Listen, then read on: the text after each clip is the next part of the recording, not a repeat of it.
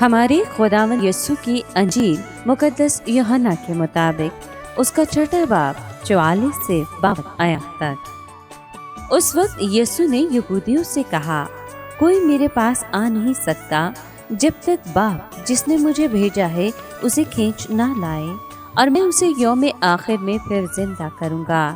صحائف انبیاء میں یہ لائے کہ اور وہ سب خدا سے تعلیم پائیں گے۔ جو کوئی باپ کی سنتا اور اس سے تعلیم پاتا ہے وہ میرے پاس آتا ہے۔ یوں نہیں کہ کسی نے باپ کو دیکھا ہے، مگر جو خدا کی طرف سے ہے اسی نے باپ کو دیکھا ہے۔ میں تم سے سچ سچ کہتا ہوں، جو ایمان لاتا ہے وہ ہمیشہ کی زندگی رکھتا ہے۔ زندگی کی روٹی میں ہی ہوں۔ تمہارے باپ دادا نے بیابان میں من کھایا اور مر گئے۔ یہ وہ روٹی ہے جو آسمان سے اترتی ہے، تاکہ جو اس میں سے کھائے وہ نہ مرے۔ میں وہ زندہ روٹی ہوں جو آسمان سے اتری ہے۔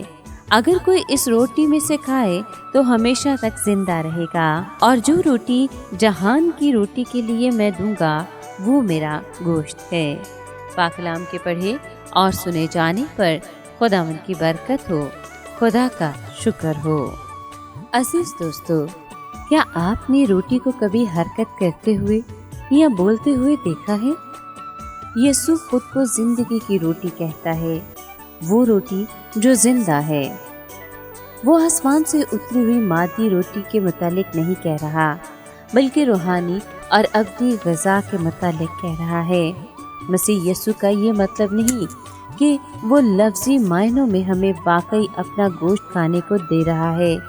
ہم آدم خور نہیں ہیں، بلکہ بہت جلد یسوع اپنی موت کے بارے میں باتیں کرنے لگے۔ وہ مسیح یسوع کا تجسم ہونا ہی تھا کہ جس نے بنی نوع انسان کو مخلصی بخشی۔ مسیح یسوع انسان بنا تاکہ ہمارے گناہوں کی خاطر اپنی جان دے دے۔ وہاں پر موجود سننے والوں کو یہ بیان ناگوار گزرا، کیونکہ مسیح یسوع ایک معمولی انسان نہ تھا، وہ ایک منکسر خاندان سے پیدا ہوا تھا۔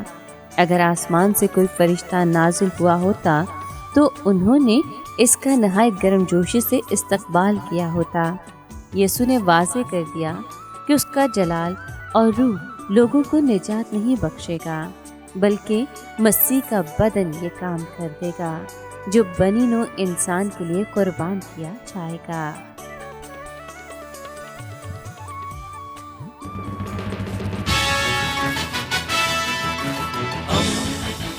دوستی کا پیمبر، ریڈیو ویریتاس ایشیا۔